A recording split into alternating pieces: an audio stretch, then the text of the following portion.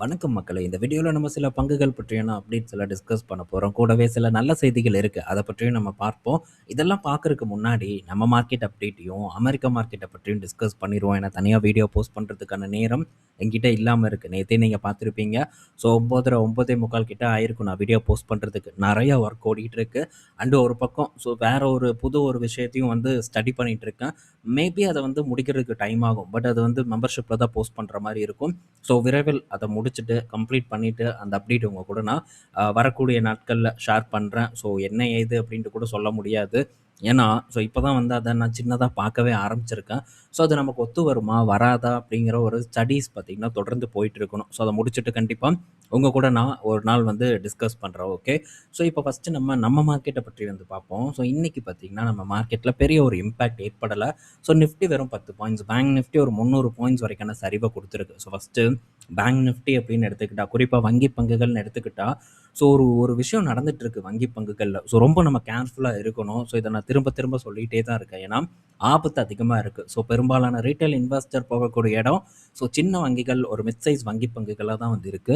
So அதுதான் என்ன பொறுத்தவரைக்கும் ஆபத்து அப்படின்னு நான் நினைக்கிறேன். ஸோ லார்ஜ் கேப் வங்கி பங்குகள் பெருசா யாராலயும் கவனிக்கப்படாம இருக்கு. ஸோ லார்ஜ் கேப் வங்கி பங்குகள் இப்போ ரீசென்ட்டா பெர்ஃபார்மே பண்ணாம இருக்கு. ஸோ அந்த இடம் தான் ஒரு நல்ல சேஃபான இடம் அப்படின்ட்டு எனக்கு படுது. ஸோ சின்ன வங்கிகள், ஒரு மிட் சைஸ் வங்கிகள் இது பக்கம் போறது. அண்ட் பிஎஸ்யூ வங்கிகளையும் நம்ம சேர்த்துக்கலாம். இதெல்லாம் பார்த்தீங்கன்னா, கொஞ்சம் ஆபத்து நிறைந்த இடங்களா இப்ப இருந்துட்டு இருக்கு. குறிப்பா பிரைவேட் சின்ன வங்கிகள், மிட் சைஸ் வங்கிகள் பார்க்கும்போது கொஞ்சம் ஓவரா வேல்யூவேஷன் அதிகமா ட்ரேட் ஆயிட்டு இருக்கு. ஸோ இது நல்லதில்ல. ஸோ ரொம்ப கேர்ஃபுல்லா இருக்க வேண்டியது நம்ம கடமை. ஏறும்போது நல்லா தான் இருக்கும். எப்படி சொரிய சொரிய சுகம் தான் அப்படின்னு சொல்லுவாங்க. ஒரு பழமொழி மாரி இருக்கும். ஸோ அதே மாரி தான் ஏற ஏற நமக்கு நல்லா தான் இருக்கும். பட் என்னைக்கோ ஒரு நாள் போட்டு பொழப்பதற்கான வாய்ப்பு இருக்கு. ஸோ கேர்ஃபுல்லா இருக்க வேண்டியது நம்மளோட கடமை. ஸோ எங்க பெர்ஃபார்ம் இல்லாம இருக்கோ, அந்த இடத்துல நம்ம ஆப்பர்ச்சுனிட்டிய தேடணும். எந்த இடத்துல உண்மையான ரத்த ஆறு ஓடுதோ, அந்த இடம் தான் நமக்கான இடம் அப்படிங்கிற ஒரு புரிதல் கண்டிப்பா நமக்கு இருக்கணும். அப்படி இருந்தா மட்டும் தான் நம்ம ஒரு சேலஞ்ச ஃபேஸ் பண்ணி, அடுத்த கட்ட வெற்றி பாதைய நோக்கி நம்மளால நகர முடியுங்கிறது என்னோட கருத்து. ஸோ இன்னைக்கு எஃப்ஐஐஸ் பார்த்தீங்கன்னா, நம்ம மார்க்கெட்ல பாசிட்டிவா இருக்காங்க. இதுவே ஒரு பெரிய சர்ப்ரைஸ் தான். ஆனா, ஸோ எஃப்ஐஐஸ் பொறுத்தவரைக்கி எங்க போடுறானுங்கன்னு தெரியல. அப்பப்போ பார்த்தீங்கன்னா, எஃப்ஐஐஸ் கொஞ்சம் நெகட்டிவாவும் போயிட்டுருக்காங்க. பட் நமக்கு ஒரு இண்டிகேஷன் கிளியரா தெரிஞ்சிருச்சு. இத இன்னைக்கு, நேத்துன்னு நான் சொல்லல. ரொம்ப நாட்களா சொல்லிட்டு வந்துட்டுருக்கேன். என்னன்னா, ஸோ குளோபல் மார்க்கெட்ல செல் ஆஃப் நடக்க போகுது. அந்த செல் ஆஃப்னால நம்ம மார்க்கெட் டெஃபினட்டா பயனடைய போகுது. அப்படி நடக்கக்கூடிய செல் ஆஃப்னால லார்ஜ் கேப் செக்டார் பார்க்கும்போது ஒரு பெட்டர் ஒரு பயனாளியா இருப்பாங்க அப்படிங்கிறது தான் நம்மளோட எதிர்பார்ப்பா இருக்கு. இன்னும் லார்ஜ் கேப் பங்குகள் பெருசா பார்ட்டிசிபேட் பண்ணல. ஆனா ஒரு பக்கம் ஏஐல நல்ல செல் ஆஃப் நடந்துட்டு இருக்கு எதிர்பார்த்த மாரி. குளோபல் மார்க்கெட்ல இன்னைக்கு நம்ம கொரியா மார்க்கெட் பார்த்தோம் 10% இறங்கி இருந்தது. அமெரிக்கா மார்க்கெட் இப்போ ரத்த ஆறு ஓடிட்டு இருக்கு. அங்க ஒரு 1.5% இறங்கி இருக்கு. குறிப்பா சிப் பங்குகள் பார்த்தீங்கன்னா, இன்னைக்கு டேல நல்ல சரிவ சந்திச்சுட்டு இருக்கு. இன்டெல், ஏஎம்டி போன்ற நிறுவனங்கள் இன்னைக்கு நல்ல சரிவு. அது போக மெமரி சிப் மேக்கர்ஸும் இன்னைக்கு டேல நல்ல படுகுழியில உழுந்துட்டு இருக்காங்க. அதிகப்படியான செல் ஆஃப் நாஸ்டாக்க போட்டு கீழ இழுக்குது. ஆனா, ஹெவி வெயிட் கம்பெனிஸ் பார்த்தீங்கன்னா, இன்னைக்கு ஓரளவு சப்போர்ட்ட நாஸ்டாக்குக்கு அமெரிக்கா மார்க்கெட்டுக்கு பார்த்தீங்கன்னா, டெலிவர் பண்ணிட்டு இருக்கு. அப்படி நம்ம என்னென்ன கம்பெனிஸ் அப்படின்னு பார்த்தோம்னா, வழக்கம் போல மைக்ரோசாஃப்ட் பார்க்கும்போது ஒரு பெட்டர் பெர்ஃபார்மன்ஸ டெலிவர் பண்ணிட்டு தான் இருக்கு. இப்ப வரைக்கும் அது பண்ணிட்டு இருக்கு.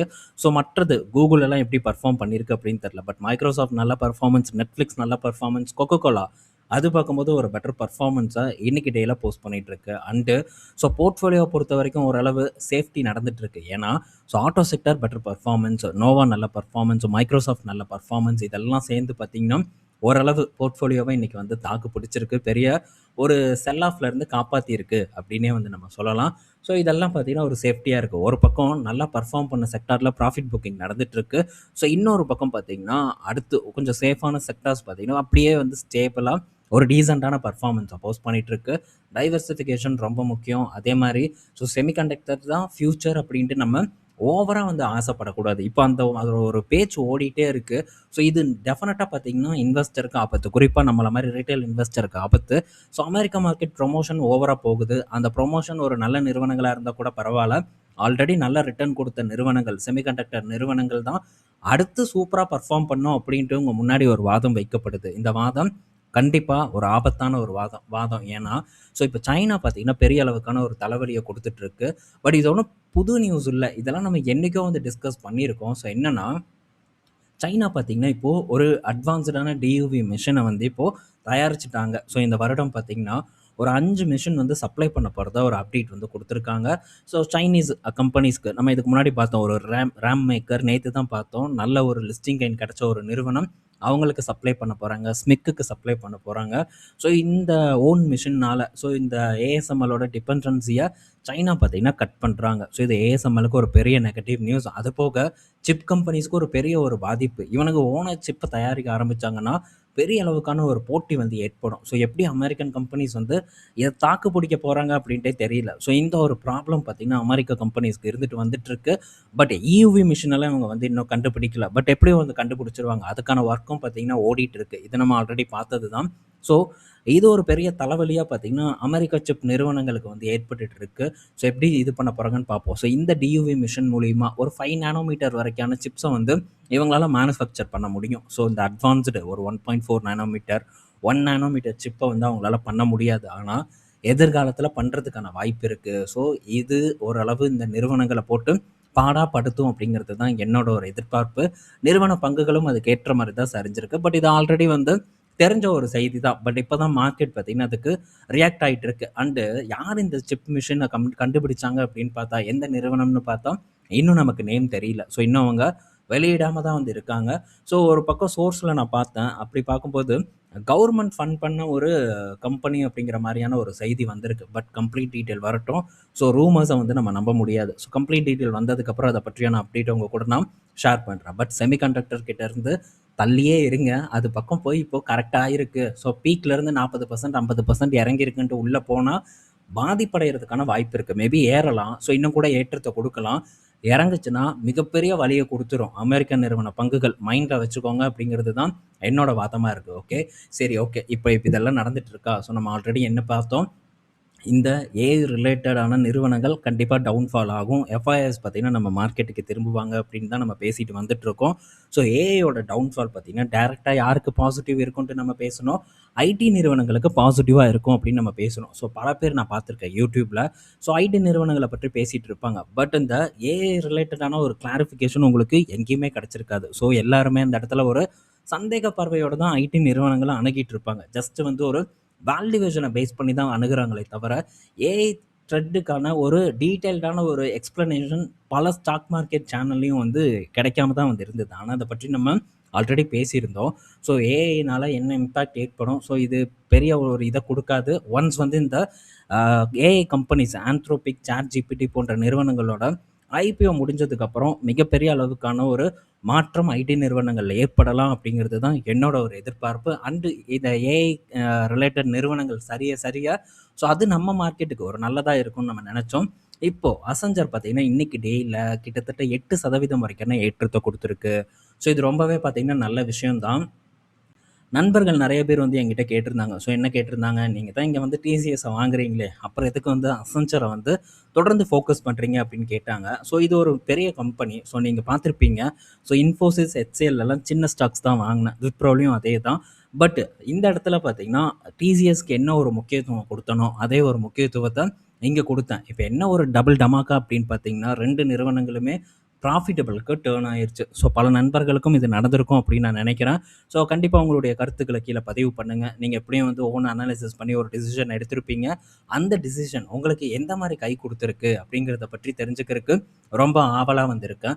ஸோ இது வந்து குதிச்சு கும்மாளம் போடுறதுக்கான நேரம் கிடையாது. ஸோ இப்ப ஜஸ்ட் பார்த்தீங்கன்னா, தல தூக்கு இருக்கு. இன்னும் பல விஷயங்கள் நடக்கணும் நான் சொன்னதெல்லாம். ஸோ அதெல்லாம் நடக்கும்போது ஐடி நிறுவனங்களுக்கு அது ஒரு பெரிய ஒரு பாசிட்டிவ் சைனா மாறும் அப்படிங்கிறது தான் என்னோட எதிர்பார்ப்பு. ஸோ டிசிஎஸ் இன்னைக்கு டேல ரூ. 2400 ரீச் பண்ணுச்சு. நம்ம ஆஃப்டர்நூனே பேசியிருந்தோம். நம்ம இத பற்றி ஈவினிங் பேசலான்ட்டு. ஸோ டிசிஎஸும் பார்க்கும்போது ப்ராஃபிட்டபிளுக்கு டர்ன் ஆயிருச்சு இன்னைக்கு டேலயே. ஸோ நல்ல பெர்ஃபார்மன்ஸ இன்னைக்கு டேல டிசிஎஸ் வந்து குடுத்தது. ஸோ பட் இருந்தாலும் நான் என்னோட ஆவரேஜ் பிரைஸ் எல்லாம் இங்க வந்து சொல்லப் போறது கிடையாது. ஸோ நான் ஃபர்ஸ்ட்டு வாங்குன பிரைஸ் தான். ஸோ அதைத்தான் நம்ம தொடர்ந்து பேசிட்டு இருக்க போறோம். ஃபர்ஸ்ட்டு வாங்குன பிரைஸ் அப்படின்னு பார்க்கும்போது 3000. ஸோ அதுக்கப்புறம் வாங்குன லெவல் வேண்டாம். ஸோ அது வந்து நம்ம தெரியப்படுத்திக்கிறதுக்கு ஒண்ணும் அவசியம் இல்ல. ஸோ என்ன ப்ராஃபிட் அப்படிங்கிறதையும் நம்ம பெருசா சொல்லிக்கணுங்கிற ஒரு அவசியம் இல்ல. ஸோ டாப்ல இருந்து பார்க்கும்போது 20% வந்து இறங்கியிருக்கு. ஸ்டில் பார்த்தீங்கன்னா, ஒரு நெகட்டிவ் தான். இப்ப எப்ப திரும்ப தாண்டும் அப்படிங்கிறத நம்ம பொறுத்திருந்து வந்து பார்ப்போம்.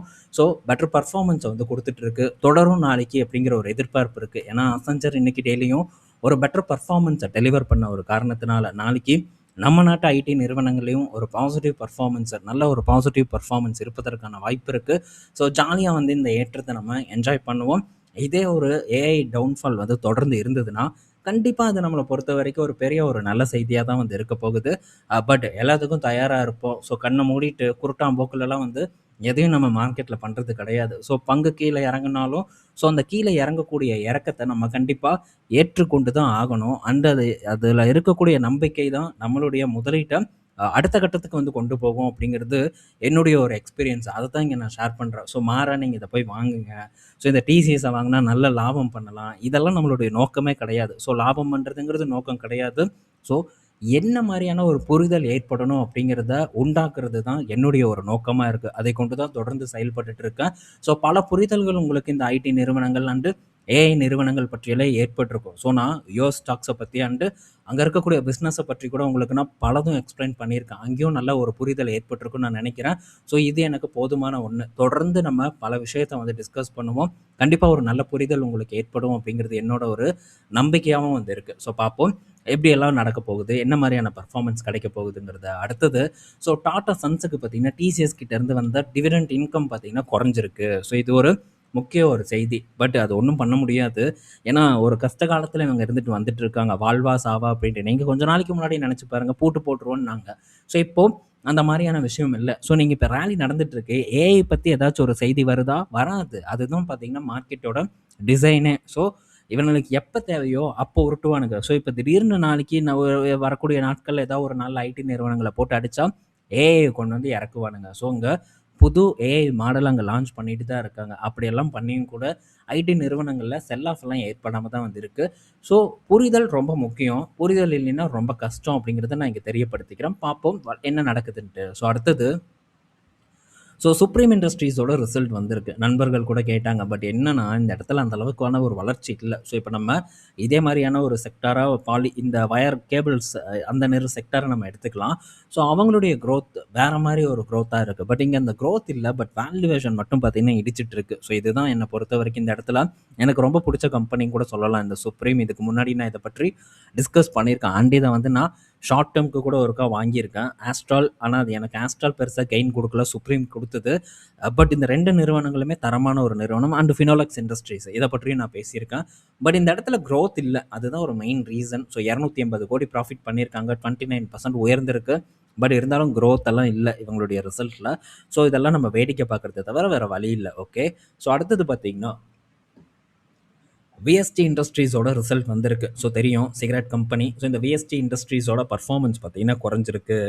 ஒரு 25% பார்த்தீங்கன்னா இவங்களுடைய லாபம் டவுன் ஆகிருக்கு. மார்ஜின் பார்க்கும்போது கான்ட்ராக்ட் ஆகிருக்கு. ஸோ எல்லாத்துக்கும் ரீசன் பார்த்தீங்கன்னா ஒன்று தான் வரி. ஸோ இந்த டேக்ஸ் காரணமாக நிறுவனங்களோட பர்ஃபார்மன்ஸ் ரொம்பவே சுமாராக இருக்குது. இதே தான் ஐடிசிலையும் நம்ம எக்ஸ்பெக்ட் பண்ண முடியும். ஸோ விதிவிலக்காக ஐடிசி ஏதாச்சும் ஒன்று மேஜிக் பண்ணியிருக்காங்களாங்கிறத நம்ம போய் பொறுத்திருந்து பார்ப்போம். பட் நான் இப்போ இன்றைக்கி ஐடிசி டிவிடெண்ட் வந்தது. ஸோ நான் எந்த ஒரு ஆக்ஷனும் வந்து எடுக்கலை. ஸோ இப்போ சாம கிடக்கட்டும், பார்ப்போம், ரிசல்ட் வரட்டும். அந்த டைமில் நம்ம இதில் வேலையை காட்டலாம் அப்படின்னு தான் வெயிட் பண்ணிகிட்டு இருக்கேன். எதிர்பார்த்தது நடக்கலைன்னா ஒன்றும் பிரச்சனை இல்லை. அடுத்தடுத்து இன்னும் நிறைய நிறுவனங்கள் இருக்குது. ஸோ ஐடிசிலையும் நல்ல முதலீடு நடந்திருக்கு, நான் பண்ணியிருக்கேன். மேபி வேறு ஏதாச்சும் ஒரு நிறுவனங்கள் கூட எனக்கு சான்ஸை கொடுக்கலாம். அதனால் எந்த இடத்துலையும் எங்கேயுமே பார்த்தீங்கன்னா டெஃபினட்டாக நான் அவசரப்பட மாட்டேன். இன்னும் பல நிறுவனங்கள் இருக்குது நம் நாட்டை பொறுத்த வரைக்கும். ஸோ அந்த நிறுவனங்களும் அப்படியே பார்த்திங்கன்னா ரொம்ப சுமாரான பர்ஃபார்மன்ஸை கொடுத்துட்ருக்கு. ஸோ சான்ஸை கொடுக்கும் அப்படின்னு தான் நான் நினைக்கிறேன். போர்ட்ஃபோலியோ பில்ட் பண்ணுறதுக்கான அருமையான நேரம் இப்போ இருக்கக்கூடிய நேரம் தான். ஸோ ஒவ்வொன்றா கிடச்சிக்கிட்டே இருக்குது. ஸோ அருமையான ஒரு வாய்ப்பை கரெக்டாக பயன்படுத்தணுன்னா கையில் காசு வேணும். ஸோ அந்த காசு இவ்வளோ நாள் நம்ம பொறுமையாக இருந்ததுக்கான ஒரு பரிசு அப்படின்னு தான் நம்ம எடுத்துக்கணும். ஸோ புதுசாக வரவங்களுக்கு இது டெஃபினட்டாக ஒரு மேஜிக் டைம்.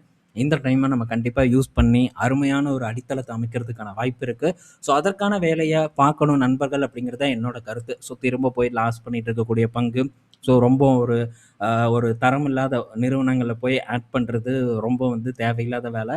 ஸோ இப்போதைக்கு நம்மளுடைய கான்சன்ட்ரேஷனை போர்ட்ஃபோலியோ பில்ட் பண்ணுறதுக்கு திருப்பணும் அப்படிங்கிறத இந்த இடத்துல நான் தாழ்மையுடன் கேட்டுக்கிறேன். ஓகே. ஸோ அடுத்தது பார்த்திங்கன்னா எல்என்டியோட ரிசல்ட் வந்திருக்கு. நல்ல ரிசல்ட்டை போஸ்ட் பண்ணியிருக்காங்க. பேட் பார்க்கும்போது 14% உயர்ந்திருக்கு. 4123 கோடி லாபமாக ரெஜிஸ்டர் பண்ணியிருக்காங்க. ரெவன்யூ 7% உயர்ந்திருக்கு. ஸோ இந்த எல்என்டி பார்த்திங்கன்னா லாஸ்ட்டாக இந்த மிடில் ஈஸ்ட் பஞ்சாயத்து வந்தப்போ ஒரு கரெக்ஷன் ஏற்பட்டது. பட் அதுக்கப்புறம் பெரிய ஒரு கரெக்ஷன் எல்லாம் இல்லை. ஒரு ரெக்கவரை போஸ்ட் பண்ணிருச்சு. பட் இன்னும் வந்து இதெல்லாம் கரெக்ட் ஆகணும். ஸோ அப்படியெல்லாம் ஆகாமல் இது பக்கம் போகணுங்கிற அவசியம் எனக்கு வந்து கிடையாது. ஸோ அதனால் தொடர்ந்து வந்து நம்ம வெயிட் பண்ணிகிட்டே இருக்க வேண்டியதை தவிர வேறு வழி இல்லை. இன்கேஸ் ஏறிடுச்சுன்னா போயிட்டு வாடா மகராசனா போயிட்டு வா அப்படின்ட்டு டாட்டா காமிக்கிறத தவிர நமக்கு வேறு வழி இல்லை அப்படிங்கிறது தான் என்னோட கருத்து. அடுத்தது டிமார்ட் கிட்ட இருந்த அப்டேட்டு. ஸோ என்ன அப்டேட்னா, டிமார்ட் பார்த்தீங்கன்னா கிட்டத்தட்ட 300 கோடி ரெவன்யூ பண்ணியிருக்காங்க. எங்கே தெரியுமா? அந்த டிமார்ட்டுக்கு வெளியே ஐஸ்கிரீமும் பாப்கார்னும் விற்பாங்கல்ல, அதில் மட்டுமே கிட்டத்தட்ட 300 கோடி வந்து ரெவன்யூ ஜென்ரேட் பண்ணியிருக்காங்க. ஸோ இது இந்த எஃப்ஐ 19 அந்த மாதிரியான டைம் 20 டைமில் வெறும் 30-35 கோடி கிட்ட ரெவன்யூ இருந்திருக்கு. 10 மடங்கு வளர்ச்சியை பார்த்தீங்கன்னா ஐஸ்கிரீம் பாப்கார்ன் வித்து டிமார்ட் பார்த்தீங்கன்னா ஏர்ன் பண்ணியிருக்காங்க. ஸோ லாபம் பார்க்கும்போது 9 கோடி கிட்ட இருக்குது. ஸோ நல்ல பிஸ்னஸ் தான். ஐஸ்கிரீம் நல்லா இருக்காது, நீங்கள் நிறைய பேர் சாப்பிட்ருப்பீங்க, மேபி உங்களுக்கு பிடிக்குதான்னு தெரில. நான் சாப்பிட்ருக்கேன், எனக்கு வந்து அந்த ஐஸ்கிரீம் பிடிக்காது. பட் அந்த பாப்கார்ன் கூட நல்லாயிருக்கும். ஆனால் நிறைய கூட்டம் இருக்கும். ஸோ கசகசம் கூட்டம் இருக்கும். நல்ல விற்பனை பார்த்திங்கன்னா நடந்துட்டு வந்துட்டுருக்கு. லைன் நின்று வாங்குற மாதிரியான ஒரு சூழ்நிலை தான் அங்கே ஐஸ்கிரீம் அண்டு பாப்கார்ன் வாங்குறதுக்கு இருக்கும். பட் ஐஸ்கிரீம் எனக்கு பர்சனலாக பிடிக்காது. பட் பாப்கார்ன் நல்லாயிருக்கும். ஸோ நெக்ஸ்ட்டு பார்க்கும்போது சிட்டி யூனியன் பேங்க் கிட்ட இருந்த அப்டேட்டு. ஸோ சிட்டி யூனியன் பேங்க்கோட ரிசல்ட் வந்திருக்கு. ப்ராஃபிட் பார்க்கும்போது 25% உயர்ந்திருக்கு இயர் ஆன் இயரில். ஸோ போன காலாண்டு கூட கம்பேர் பண்ணும்போது ஒரு 20 கோடி கிட்ட வந்து லாபம் உயர்ந்திருக்கு. ஸோ ஒரு நார்மலான ஒரு க்ரோத்தை கொடுக்குறாங்க. பட் இதோட வேல்யூவேஷன் எல்லாம் பார்த்தீங்கன்னா ஹெச்டிஎஃப்சி பேங்க்கை மீறி இருக்குது. என்னடா சாமி நடக்குது அப்படிங்கிற மாதிரி தான் எனக்கு தோணுது. பட் மார்க்கெட்டில் ஒரு சைக்கிள் வரும், அந்த சைக்கிள்லாம் இப்படி தான் போகும் அப்படிங்கிறதுல எந்த சந்தேகமும் இல்லை. ஒரு காலத்தில் கேட்பாரட்டு கிடந்தது 120 ரூபா கிட்ட. ஸோ அப்போ இந்த பங்கில் ஒரு சான்ஸை நான் பார்த்தேன். பட் இப்போது இந்த மாதிரியான சான்ஸ் இருக்கா? டெஃபினட்டாக இல்லை. இதெல்லாம் பார்த்தீங்கன்னா கையை கிழிக்கக்கூடிய துரு பிடிச்ச கத்தியாக தான் நான் பார்க்குறேன்.